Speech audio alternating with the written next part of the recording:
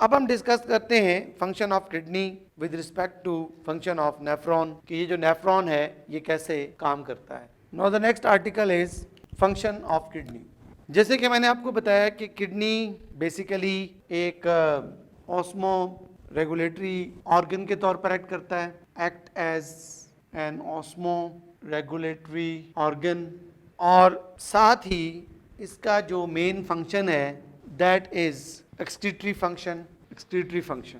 ऑस्मोरेगुलेटरी organ with respect के body के अंदर वाटर और जो सैल्यूट्स हैं उनकी कंसंट्रेशन को मेंटेन करना है, और एक्सक्रीटरी फंक्शन जो है वो with respect to urine formation है, यूरिन फॉर्मेशन। अब ये जो यूरिन फॉर्मेशन है, urine is basically that material जो कि किडनी में तब बनता है जो एक्सक्रीशन का प्रोसेस, जब एक्सक्रीशन का प्रोसेस कंप्लीट हो जाता है बाय द किडनी, तो जो वेस्ट कलेक्ट होते हैं बाय द किडनी उनको यूरिन का स्टेटस दिया जाता है, जिनको बॉडी से एक्सक्रीट आउट करना जरूरी होता है। अब ये जो यूरिन फॉर्मेशन है इसके फिर फर्दर 3 स्टेजेस हैं। आप देख सकते हैं इसकी स्टेजेस में कि यूरिन फॉर्मेशन में सबसे पहली जो स्टेज है वो ग्लोमेरुलर फिल्ट्रेशन है, फिल्ट्रेशन, और जो दूसरी स्टेज है that is the tubular reabsorption,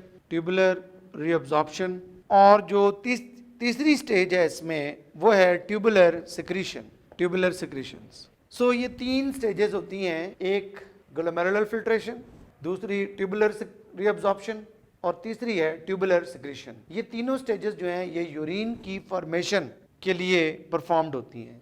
और जैसे कि मैंने आपको बताया कि किडनी जो है वो अल्टीमेट नेफ्रॉन पर बेस्ड है, और ये तमाम इवेंट्स जो हैं ये विद इन द नेफ्रॉन हो रहे होते हैं। अब हम पहले देखते हैं ग्लोमेरुलर फिल्ट्रेशन को कि ग्लोमेरुलर फिल्ट्रेशन किस तरह होती है। ग्लोमेरुलर फिल्ट्रेशन को हम प्रेशर फिल्ट्रेशन भी कहते हैं और इसको हम अल्ट्रा फिल्ट्रेशन भी कहते हैं। उसकी वजह यह है कि इस फिल्ट्रेशन में जो फैक्टर ज़्यादा इम्पॉर्टेंट रोल प्ले करता है वो हाइड्रोस्टैटिक प्रेशर होता है। ये हाइड्रोस्टैटिक प्रेशर जो है it is maintained in renal capsule. जो रीनल कैप्सूल है उसके अंदर ये प्रोसेस परफॉर्म्ड होता है, तो अल्टीमेटली रीनल कैप्सूल में एक प्रेशर बिल्ट होता है जिसको हम हाइड्रोस्टैटिक प्रेशर कहते हैं। तो उसको अंडरस्टैंड करने के लिए हम इस डायग्राम को देखते हैं कि ये हम दोबारा बना रहे हैं Bowman capsule. You know it's double wall structure, ये डबल वॉल स्ट्रक्चर है। दिस इज बोमेन्स कैप्सूल, और here it is the lining of blood capillaries and arterioles।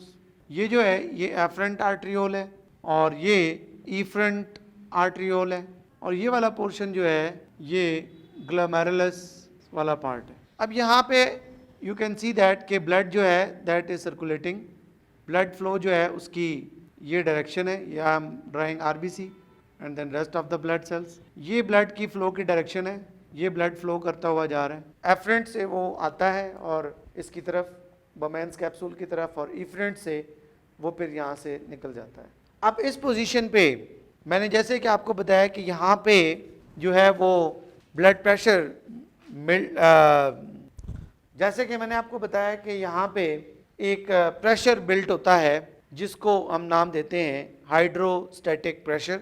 और ये जो हाइड्रोस्टैटिक प्रेशर है ये बेसिकली इस वजह से है कि जो इफरेंट आर्ट्रियोल्स होते हैं उनका जो डायमीटर होता है वो एफरेंट आर्ट्रियोल्स के डायमीटर से शॉर्ट होता है, कम होता है, जिसकी वजह से क्या होता है कि ब्लड का यहाँ पर एक प्रेशर बिल्ट हो जाता है, हाई ब्लड प्रेशर बिल्ट हो जाता है, और उस हाई ब्लड प्रेशर की वजह से यहाँ से ड्यू टू कंसंट्रेशन ग्रेडियंट कुछ सब्सटेंसेस जो हैं वो डिफ्यूज होते हैं, मूव करते हैं from blood capillaries bed to the Bowman capsule, जिनमें वाटर और कुछ स्मॉल मॉलिक्यूल्स होते हैं। यहाँ पर जो चीज़ मूव करके आएगी उसमें वाटर होगा, मिनरल्स होंगे, विटामिन्स होंगे, लेकिन उस फिल्ट्रेट में इवन देन अमाइनो एसिड्स होंगे, ग्लूकोज होगा, लेकिन उस फिल्ट्रेट में ब्लड सेल्स लाइक आरबीसी,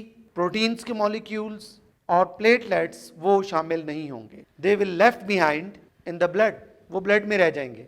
सिर्फ water, minerals, vitamins amino acids, glucose, इस तरह के जो मॉलिक्यूल्स हैं, जो छोटे हैं, वो मूव करते हैं from blood to Bowman capsule. और जब वो बोमेन्स कैप्सूल में आ जाते हैं ये तमाम चीज़ें, तो यहाँ पर आके हम इनके लिए एक कलेक्टिव टर्म इस्तेमाल करते हैं। इन तमाम मॉलिक्यूल्स के लिए एक कलेक्टिव टर्म इस्तेमाल करते हैं हम, and that term is called glomerular filtrate. This is called glomerular filtrate. Glomerular filtrate, it's not Bowman's filtrate, keep in mind, ये बोमेन्स फिल्ट्रेट नहीं है। ये बोमेन कैप्सूल में रहा है, लेकिन ये चूंकि ग्लोमेरुलस से निकलकर बोमेन कैप्सूल में आ रहा है, इसलिए इसको हम नाम देते हैं glomerular filtrate. So it's glomerular filtrate. तो ग्लोमेरुलर फिल्ट्रेट में मोस्टली वाटर होगा, अमाइनो एसिड्स होंगे, ग्लूकोज होगा, मिनरल्स होंगे, विटामिन्स होंगे। और अगर हम इसको इन जनरल देखें तो इस ग्लोमेरुलर फिल्ट्रेट की जो बायोकेमिकल कॉम्पोजिशन है that is similar to blood plasma है। यानी ग्लोमेरुलर फिल्ट्रेट की अगर आपने कॉम्पोजिशन को डिस्कस करना है, समझना है, तो आपको कॉम्पोजिशन ऑफ प्लाज्मा अगर पता है तो that is the same composition almost. ये जो ग्लोमेरुलर फिल्ट्रेट की जो कॉम्पोजिशन है ये ब्लड प्लाज्मा जैसी ही है, that is the liquid part of the blood. So it was all about glomerular filtration या प्रेशर फिल्ट्रेशन, या इसको हम नाम देते हैं अल्ट्रा फिल्ट्रेशन।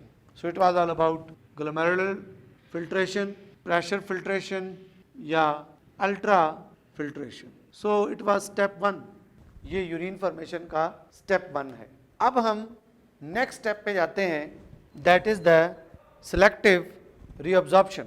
सिलेक्टिव रीअब्जॉर्प्शन में भी जो फैक्टर मेन रोल प्ले करता है वो कंसंट्रेशन ग्रेडियंट होता है।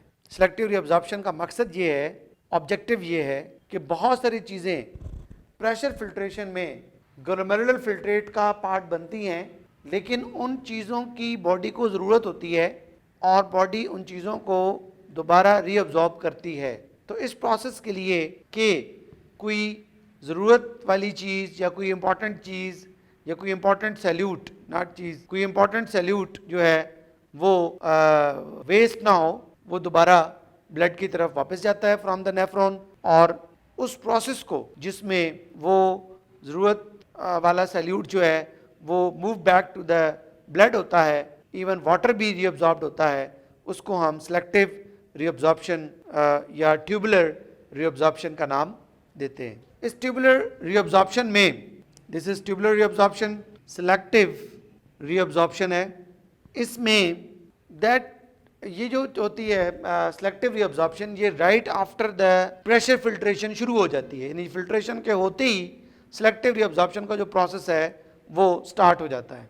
सिलेक्टिव रीअब्जॉर्प्शन में ग्लूकोज, अमाइनो एसिड्स और किसी हद तक विटामिन्स, ये चीज़ें रीअब्जॉर्ब्ड हो जाती हैं at proximal convoluted tubule, that is PCT. वहाँ पर इनकी रीअब्जॉर्प्शन स्टार्ट हो जाती है।